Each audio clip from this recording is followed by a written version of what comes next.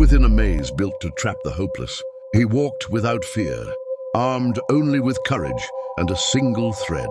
This was the man who faced the Minotaur. This was Theseus, on the beautiful island of Crete, where the azure Aegean Sea meets. Golden shores and Mediterranean winds scattered the fragrance of wildflowers. King Minos, the mighty son of Zeus, ruled in the splendid palace of Knossos. Minos, a tall man with a grey beard and piercing eyes that symbolized power and justice, was led by his pride toward the curse of the gods. Poseidon, lord of the seas, had gifted him a magnificent white bull to be sacrificed. Yet Minos, enchanted by its beauty, kept it for himself. Poseidon's wrath ignited, and he cast a dreadful curse upon Minos' wife, Pasiphae. Pasiphae, a woman of striking beauty with long black hair and skin as pale as milk, on a stormy night filled with thunder and lightning, fell in love with the bull within the hidden chambers of the palace. She turned to Daedalus, the genius architect, and asked him to build a hollow wooden cow so she could unite with the beast. From this unholy union, the Minotaur was born, a monstrous being with the muscular body of a man, the head of a bull crowned with sharp, curved horns, dagger-like teeth, and crimson eyes burning with a hunger for human blood. With a bone-rattling roar, the Minotaur entered the world, shaking the stone walls of the palace and filling the air with the stench of fear and decay. Minos, pale-faced and trembling, cried out, "This monster is the shame of our house. It must be hidden away forever." Pasiphae's weeping echoed through the corridors as the young Minotaur stomped the ground, already showing signs of his savage fury. This birth marked the beginning of a dark legend that would forever change the fate of Crete. To conceal this cursed creature and prevent disgrace, King Minos summoned Daedalus, a middle-aged man with disheveled gray hair, skillful hands, and a mind of genius, who had once crafted wondrous inventions such as wings for flight. In the underground workshop of the palace, under the flickering light of torches, Daedalus drew a complex plan, an immense labyrinth made of towering stone walls, twisting corridors, deadly traps such as deep pits and shifting walls, and passages so intricate that even the wind itself would lose its way. Hundreds of strong workers wielding iron tools labored day and night. The sound of hammers and saws echoed through the air. Dust from chiseled stones filled the space, and the smell of sweat and damp earth hung heavy everywhere. With a mysterious smile and eyes gleaming with excitement, Daedalus said to Minos, "This labyrinth will not only be the prison of the Minotaur, but also a symbol of your boundless power and the fear of your enemies." The Minotaur, now larger and more savage than ever, with bulging muscles and horns as long as an arm, was dragged in chains of heavy iron to the depths of the labyrinth. His roars thundered through the darkness, shaking the walls and filling the air with the stench of blood and decay. Daedalus imprisoned himself within the maze to learn its secret exits, but Minos, fearing betrayal, locked him away so that no one could ever uncover the path. Thus the labyrinth became a symbol of life's complexity in the dark recesses within the human soul. Androgeus, the young son of Minos, was an athletic youth with a well-built body, golden hair, and a fiercely competitive spirit. He traveled to Athens to compete in Olympic-like games, where he triumphed in running, wrestling, and the javelin throw. But envy among the Athenians, or perhaps a secret plot by King Aegeus himself, led to his death. Some accounts say he was slain while fighting a wild bull in the plains of Marathon, where the beast, with its sharp horns, gored and tore his body apart. The news struck Minos like an arrow to the heart. In the great hall of his palace, with clenched fists and eyes burning with tears and fury, he roared, "Athens shall pay for this treachery. I will wash my son's blood with theirs." Minos gathered his mighty fleet, warships with black and red sails, filled with soldiers armed with spears and swords, set sail toward Athens. Fierce sea winds billowed the sails, roaring waves rocked the ships, and the Cretan army surrounded the city. Athens was soon shrouded in smoke and fire. The clash of swords and the cries of warriors filled the air, while Minos, his voice full of pride and hatred, declared, "This war will not end until justice is done and Athens kneels before me." The people of Athens trembled in terror. Children wept, and mothers hid their sons, while Minos demanded vengeance without mercy. After Minos's crushing victory over Athens, he imposed a dreadful and inhuman condition. Every 9 years, or in some tales, every single year, Athens was to send 7 young men and 7 beautiful maidens to Crete to be devoured by the Minotaur. This tribute would continue forever, sealing Athens in a cycle of horror and submission. In the stone-paved squares of the city, the people gathered dressed in black mourning clothes. Mothers, their hair disheveled, wept uncontrollably. Fathers, with clenched fists, cursed the gods and their fate. And children, wide-eyed with fear, clung to one another in silence. King Aegeus, an aged man with a long white beard and a face worn by sorrow, stood upon the marble balcony of his palace. Lifting his trembling hands to the heavens, he cried out, "This curse of the gods has fallen upon us, but one day a hero shall rise to end it." The first group of sacrifices, young men and women with innocent faces, dressed in plain white garments and bound by chains, were led to the harbor. Black-sailed ships awaited them, their dark banners fluttering in the wind like omens of death. As the ships departed toward Crete, the sound of the captives' laments was carried away by the sea breeze. The waves rocked the vessels endlessly, while in the depths of the labyrinth, the Minotaur waited, dragging his horns along the moss-covered walls, his growls echoing through the darkness like the howls of a wolf in the night. Thus began the reign of terror that cast Athens into shadow, the tribute becoming the eternal symbol of fear and submission. In Athens, long ago, Aegeus had married Aethra, the beautiful princess of Troezen, a woman with wavy brown hair and deep blue eyes. But their son Theseus grew up far from Athens, in the quiet coastal city of Troezen. Some legends say that Poseidon, god of the sea, was Theseus's true father, for on a sacred night, Aethra had visited a holy temple and encountered the sea god himself. From him, Theseus inherited his extraordinary strength, able even to lift massive stones that no mortal could move. Theseus grew into a tall, broad-shouldered young man with curly black hair, chiseled muscles, and eyes full of determination and fire.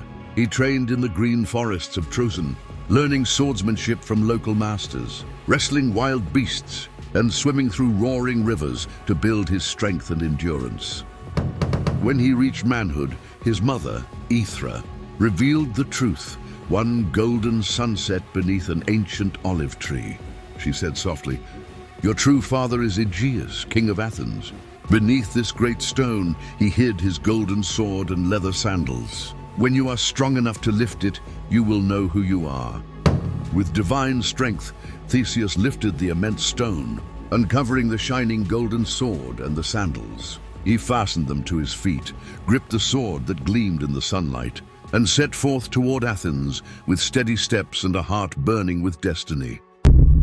This journey would mark the beginning of his heroism, 6 deadly trials. Like the labors of Heracles, that would prove his worth and prepare him to claim his father's throne. Theseus followed the winding road toward Athens until he reached Epidaurus, a land of dense pine forests, narrow rocky paths, and cool mountain air filled with the sound of wind and wild animals. Suddenly Periphetes, a monstrous and savage bandit, the son of Hephaestus, appeared. He was a giant with a massive iron club, one blind eye like a cyclops, a limping leg, and red eyes blazing with fury. Periphetes terrorized travelers, robbing and murdering them mercilessly. He roared, "This road belongs to me. I'll smash your skull with my club." Theseus, calm yet resolute, his eyes fearless, replied, "I am Theseus, and I do not fear your tyranny.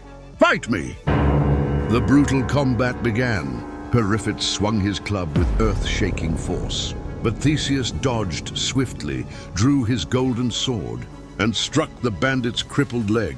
The giant bellowed and attacked again, but Theseus wrested the club from his grasp and, with a powerful blow to his head, killed him. Black blood poured out as the body of the giant crashed to the ground. Theseus kept the iron club and said, "This weapon now serves justice. It will punish thieves, not protect them." The people of Epidaurus, who had long suffered under Periphetes' cruelty, hailed Theseus as a hero, held a feast in his honor, and spread tales of his bravery like wildfire through the forests. This first victory proved not only his strength, but also his courage and resolve, marking the beginning of his legend on the road to Athens. As Theseus journeyed on, he reached the isthmus, where fresh sea winds blew, tall pine trees stood proud, and the rocky coastal path echoed with the roar of crashing waves.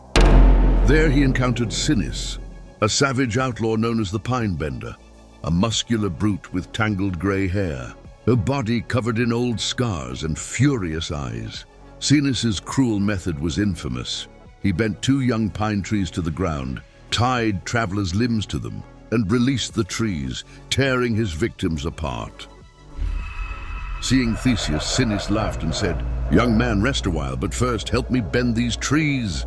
Theseus, sensing the trap with divine intuition, pretended to agree. When Sinis bent the trees, Theseus suddenly seized him, tied his hands and feet to the trunks and cried, "Now taste your own justice." The trees snapped upright, ripping Sinis apart. Blood splattered the leaves. Sinis' daughter Perigune, a frightened young woman with long brown hair and tearful eyes, fled into the forest.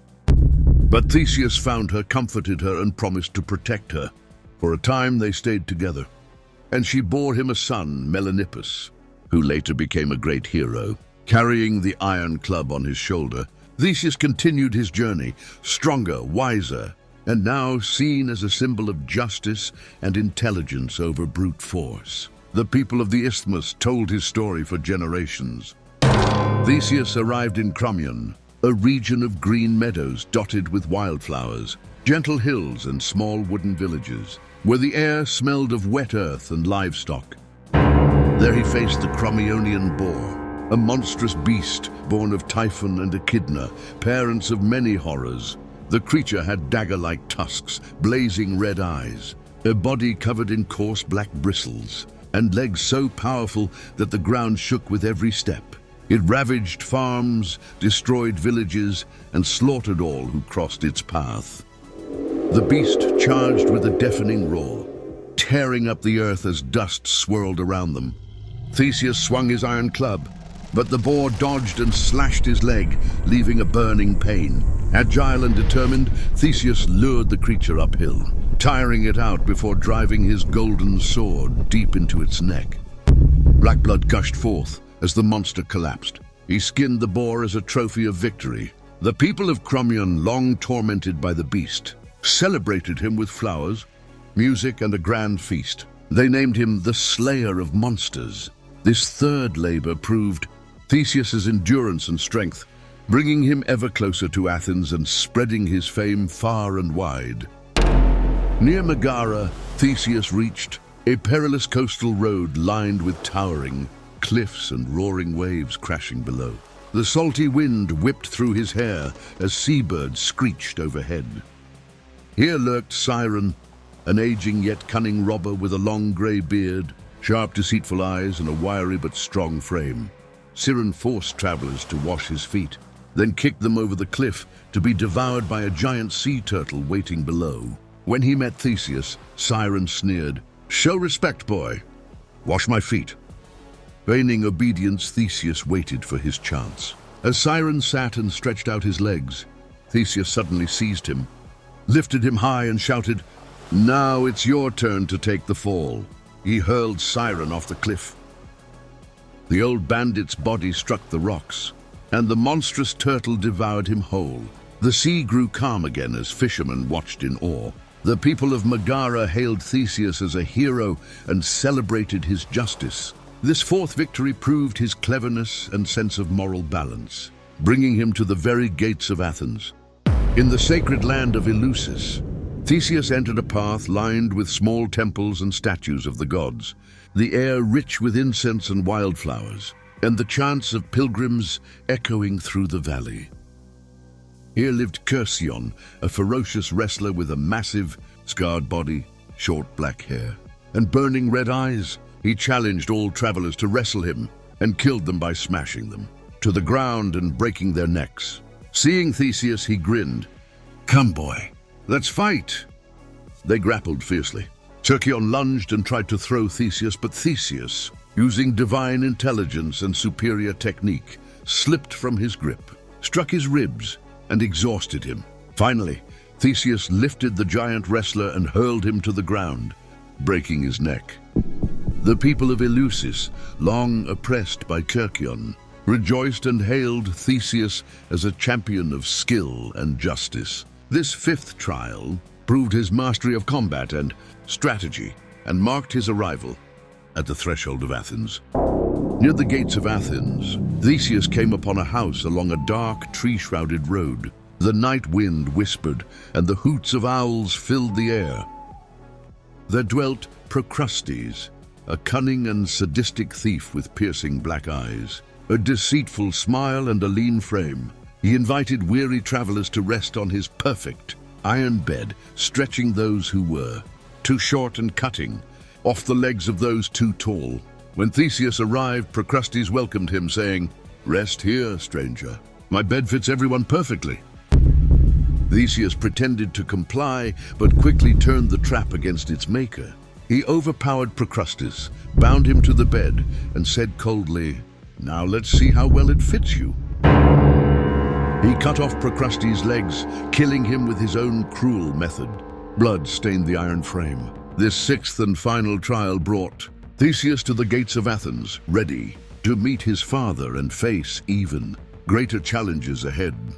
These 6 labors not only cleansed the road of bandits, but also established Theseus as a true hero, a prelude to his ultimate act of heroism against the Minotaur. Theseus entered the grand gates of Athens, his clothes dusty and torn from the long journey, the sword of his father at his side, and the leather sandals upon his feet. The city was heavy with sorrow, for the time of the 3rd tribute to Crete was near, and whispers of dread filled the crowded markets. He walked straight to the royal palace, where King Aegeus sat in his throne hall, wearing a golden crown and a royal blue cloak. Theseus presented the sword and sandals and said, "Father, I have returned to save Athens." Aegeus, his eyes brimming with tears of joy and disbelief, embraced him tightly and cried out, "My lost son, the gods have brought you back to me." The people of Athens rejoiced at the news. Great fires were lit across the city. Music of flutes and lyres filled the air. Dancers whirled in the streets, and wine overflowed from golden cups. Yet even amid the celebration, the dark shadow of the tribute loomed over them. As the black-sailed ships waited in the harbor, Theseus stood tall and declared to the crowd, "I will end this cycle of terror and bring freedom to Athens." In the distance, the dark sails fluttered against the crimson sunset, and fear rippled quietly through the hearts of the people. In the great council of Athens, within a hall of marble columns and frescoes depicting ancient heroes, the priests read aloud the names of those chosen for sacrifice: 7 brave young men and 7 maidens with braided hair. Suddenly Theseus rose and proclaimed with a clear, unwavering voice, "I will go in place of one of them. I will face the Minotaur and end this tribute once and for all." Aegeus, his face pale and trembling, pleaded, "No, my son, it is certain death. None who enter the labyrinth ever return." But Theseus, with a calm smile and eyes burning with resolve, replied, "Father, I go for the freedom of Athens, to end this nightmare. If I succeed, I will change the black sails to white, so that you will know from afar that I have triumphed." At the bustling harbor of Athens, the great ship with black sails stood ready, carrying the chosen youths, each bound by symbolic chains. Theseus embraced his father for the last time. Aegeus, tears streaming down his face, said, "Remember, white sails for victory and safe return." The ship set sail across the deep blue, Aegean Sea. Waves crashed against the wooden hull. Cold winds brushed their faces, and seabirds circled above. Standing upon the deck, Theseus sharpened his sword once more and said to the others, "We are not victims, we are warriors. Together we will win." At night, beneath a sky glittering with stars, he sat with his companions, telling them tales of ancient heroes to strengthen their spirits. The sound of the waves echoed like the growl of the Minotaur in the distance. Yet Theseus's calm courage guided them through storms and darkness alike. The ship sailed steadily toward Crete, toward destiny. The ship reached the rocky shores of Crete, where the palace of Knossos gleamed like a jewel beneath the Mediterranean sun, its red columns and murals of bulls shining brilliantly. King Minos, wearing a golden crown studded with gems, a royal crimson robe and a proud gaze, inspected the Athenian youths gathered in the palace courtyard. With a mocking laugh, he declared, "These frail young ones will be food for the Minotaur, and Athens shall bow to Crete forever." Theseus stepped forward, his voice steady and fearless. "I am Theseus, son of Aegeus, and I have come to slay your monster and end this tribute once and for all." Minos laughed again, but unease flickered in his eyes. He could sense the fire of courage within Theseus. The air was filled with the scent of wildflowers and sea salt, yet the shadow of the labyrinth loomed near, and the distant growl of the Minotaur echoed faintly. The Cretan guards readied their swords, but Minos, intrigued, allowed Theseus to continue. In the lush palace gardens, filled with olive trees and colorful blossoms, Ariadne, the beautiful daughter of Minos, with long silken black hair, emerald green eyes, and a flowing white gown, saw Theseus from afar and instantly fell in love with his bravery and grace. That night, under the silver glow of the moon that bathed the garden in pale light, she approached him by a whispering fountain and said softly, her voice trembling, "You must not die in the labyrinth. I, the daughter of Minos, will help you, for you have captured my heart." Theseus, surprised but entranced, replied, "How can you help me without betraying your father?" With trembling hands, Ariadne promised to give him a secret plan. The soft night breeze rustled the leaves, the chirping of crickets filled the air, and the scent of night-blooming flowers surrounded them. That meeting marked the beginning of a forbidden love, one that would change their destinies forever. At dawn, in a hidden chamber of the palace, Ariadne, with the guidance of Daedalus and her father's secrets, presented Theseus with two precious gifts, a sharp, Cretan steel sword that gleamed in the morning light, and a magical golden thread. She explained, "Tie this thread to the entrance of the labyrinth and unwind it as you go.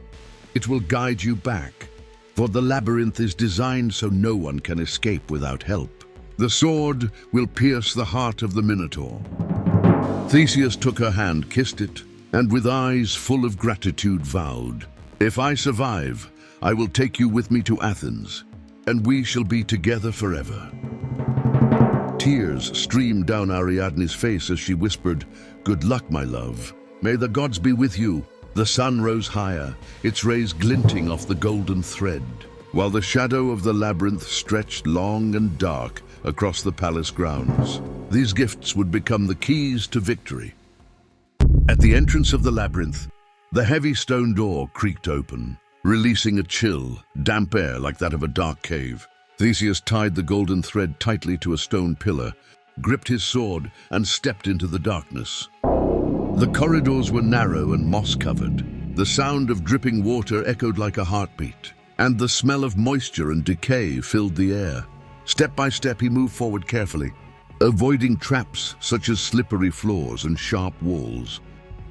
Thinking to himself, "This is either the end or the beginning of my legend. For Athens, for love, I will fight." The twists and turns were dizzying, but the golden thread glowed faintly in the darkness, guiding his way. The other youths waited behind him, their breathing quick and tense. Deeper inside the labyrinth, Theseus traversed even narrower passages, dodging hidden traps like dark pits, and smelled the stench of rotten flesh and blood that churned his stomach. Suddenly, a terrifying roar thundered through the tunnels. The Minotaur's horns clashed against the stone walls, and the ground trembled like an earthquake. Theseus's heart pounded. Sweat dripped down his brow, yet he shouted, "Come out, cursed beast! I'm Theseus, and I bring your end." The massive shadow of the Minotaur emerged from the darkness. Its red eyes burned like molten coals, and its hot breath filled the air. The labyrinth was steeped in fear, but Theseus stood firm, ready to face his destiny. The Minotaur charged with wild fury, its sharp, curved horns slicing through the air, its fists pounding like hammers. Theseus dodged with agility, swung his sword, and slashed the beast's thick neck. Black blood splattered across the stone walls. The Minotaur roared, enraged by pain, and hurled Theseus against the wall, rattling his bones. But with a skillful strike, Theseus broke one of its horns and drove his sword with all his strength into the creature's woolly heart. With one final, earth-shaking roar that echoed through the labyrinth, the Minotaur collapsed, its massive body shuddering before falling silent. Theseus stood, panting, his body bloodied and scarred, yet his eyes burned with triumph. Silence filled the labyrinth, broken only by the sound of his own breathing. Following the golden thread, Theseus found his way out, rescued the young Athenians from the darkness, and escaped, greet with Ariadne and his companions aboard the ship with the black sails. But on the island of Naxos, whether from exhaustion or the will of the gods, perhaps Dionysus himself, Theseus left Ariadne behind. Later she married Dionysus and was transformed into a shining constellation among the stars. On his voyage home to Athens, Theseus forgot to change the sails from black to white. From the cliffs of the Acropolis, Aegeus saw the black sails, believed his son was dead, and with a broken heart, threw himself into the deep blue sea, the sea that now bears his name, the Aegean. Theseus became king, united Athens, but lived the rest of his life burdened by sorrow, mourning his father's death and the loss of his love. This legend endures as a symbol of courage, love, betrayal, and the flaws of humanity, reminding us that victory is not always sweet, and that the 6 labors were merely the prelude to the heroic rise and eternal legacy of Theseus, the slayer of the Minotaur. The echo of Theseus's footsteps still haunts the labyrinth of legend. If his bravery guided you through the maze, leave your like and comment as your thread, and subscribe to follow the hero's path.